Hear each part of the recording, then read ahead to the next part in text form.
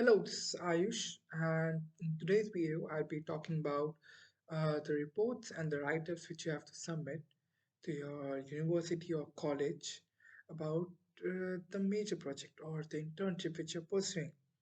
So, as per my college or university requirements, we have basically four types of write-ups, or I'd say, a step-by-step report which would describe our internship or it would describe our work internship and what we're doing in it.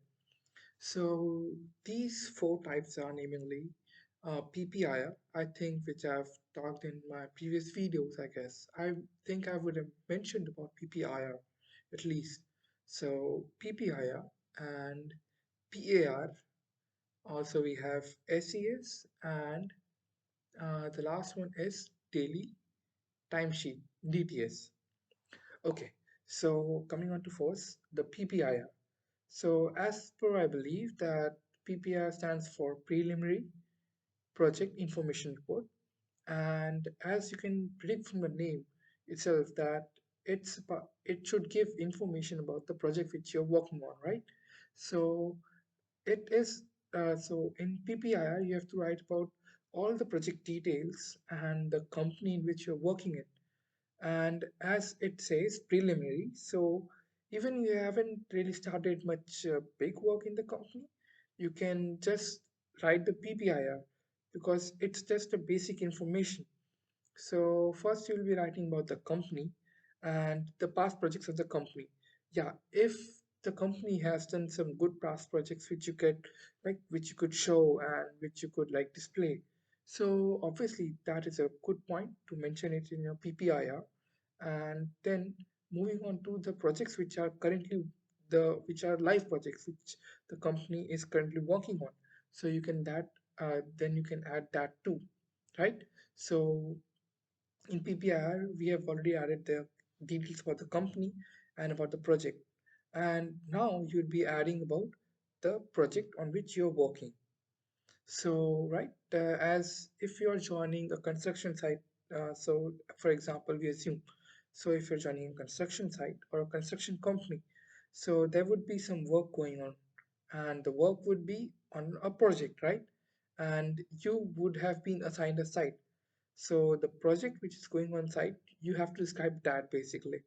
And the project would be so in description, I would say you have to write if the project is, for example, we take that if it is residential, commercial, or semi-residential, that is commercial plus residential, or industrial building, whatever you're working on. And also you can mention about the costing of project or like the type of project, the funding.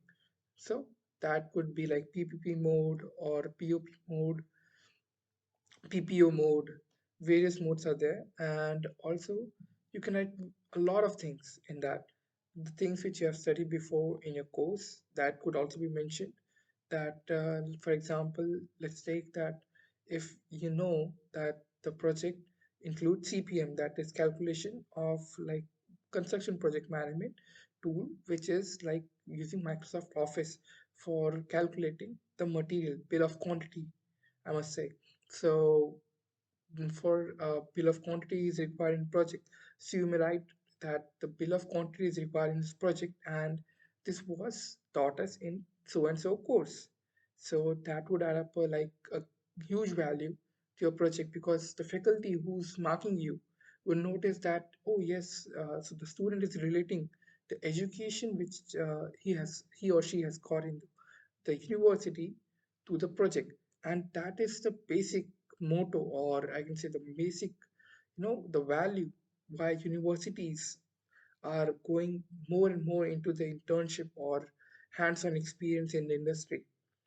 So that is a huge great point adding into your PPIR. And yes, PPIR is also like basic information about what work you are going to do in the company in future or what you have done till now.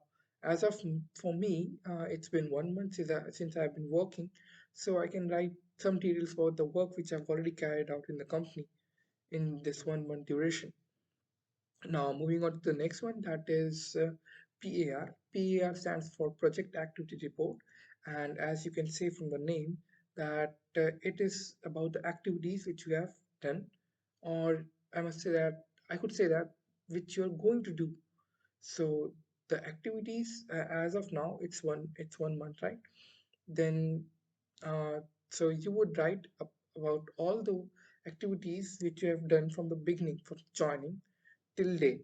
That for me, I've done. I'm in structural consultancy, so my most of my work is in office. So it's office-based work. So in activities, I would write the design of connections, design of trust members, frame members, which I've done, and I've carried out the design manually as well as in Excel. And also, I'd be using various softwares because it's structural designing, so I could add that. And for the people who are working in construction sites, they could add what activities they have witnessed. For example, if you're going in a site and there's been a foundation work going on, so you could write about the foundation, like which type of foundation it is has been used, how much of reinforcement, what diameter of reinforcement they've used, and you could draw some diagrams, I would say, that of the plan or the type of foundation they have used basically. So you in every step you are like correlating your experience in industry with what you have been taught, and I think that is a huge point to mention. And if you highlight this point everywhere, then even the faculty would think that, wow, this student is really paying attention to the industry and has paid attention in the like education or like while the classes. So that is a huge plus point.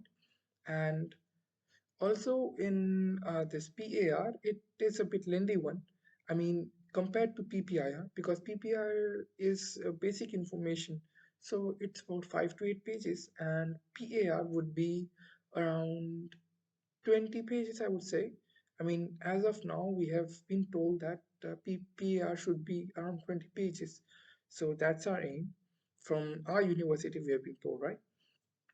So that is for PAR. And in PAR also, you have to you know, you have to draw the drawings. I mean, that should be hand drawn. And for our university, we are supposed to write. We aren't supposed to use a Word document. So everything should be handwritten, and the drawings should also be drawn with hand. But obviously, if you're using some software like AutoCAD or STAT, that would be an add-on if you add it into your like PAR, right? And okay, that's it for PAR. Now moving on to SES. SES basically stands for Student Engagement Schedule. And as you can predict from the name itself, that it's about how much engaged the student is in the activity or in the internship. And it's a schedule. So it's basically about uh, for our university, we have been told that the duration of the student engagement schedule would be around 1 week. So we have to write the data.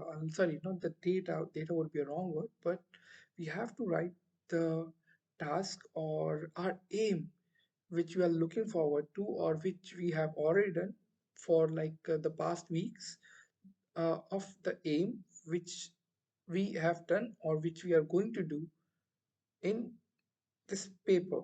So for week one, as of like before we have started, so no, sorry, from now onwards, week one, I would write that I would design a trust member. So that is my aim for the whole week. I mean, by the that time, I should have designed the whole trust system. And for next week, I would write and I would calculate the wind load on truss. So load calculation would be then my aim for the next week. So it keeps you on track, and it keeps an aim in front of you, so you don't fall back, or you always have something to look up to, even if you feel that sometimes uh, you have done already enough work. but you have your aim prepared. So sometimes the activities in the coming future would be lengthier, and the activity or the task which you have assigned for yourself in the near future would be easy. So you can dedicate the extra time for of near future for the coming future task. uh, I, I think it's getting a bit too complicated, but you get to this, right? And that's it for the part of student engagement schedule. And coming on to the daily timesheet. So daily timesheet is similar to student engagement schedule, but it's like a daily sheet which you have to maintain every day about all the tasks you have done for the day. And the task should be mentioned as per the hours. Like if you're going on a particular day and you are doing a task for, let's say, you are observing concreting of slab. So you write, I observed concreting of slab, and the task was for around 4 hours or 3 hours or 4 hours. So you would write the task and the duration spent on it, and then the other task which you did, like after the slab work, you was column pouring, I mean concreting of column. So you would write that, and then you add up like 2 hours for that. So the total of working hour of day would be 6 hours, which you would add in day one.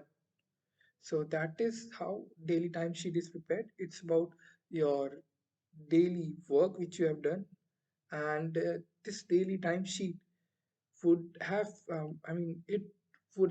it should have been verified, right? I mean, I could write anything. I could write that I went to Canada for this project site visit, but who's going to verify? So there's a different section for this daily timesheet, the signature section, which includes signature of the mentor or the person in charge of the project, which of whose name you have given to the university. So the university would make sure that you are really doing it by authenticating or like by confirming it from the mentor. So that's how it works. And I think that these four write-ups are like fundamentals for most of the universities, and this is how they should be written. And that's it for now. I've prepared my PPIR, PAR, and daily time sheet, but but still my student engagement schedule is still left, because I don't have much idea about my work for like far future. I mean, about month of March or so on, because by the time of March, the project on which I'm working on would be like completed. So the project, as most of you know from my previous video, that I'm working on a Russian project. So that would be completed in by the end of Feb. So for March, I don't have any idea, but I can still write in student engagement schedule or the task which is basically done. Like in a steel structural consultancy, what you need to do is that design part, and the design part is mostly similar for all the designs, or whether it be pipe rack, whether it be a truss system, or some other steel structures. I don't really remember much name right now. So you can just write the gist, because it's just for like verification or like clarifying for the faculty part that the students clear about the work or not. I think that's the sole purpose, and the review one would be obviously graded on the basis of this PAR and all the write-ups which I have prepared, or which you are going to prepare.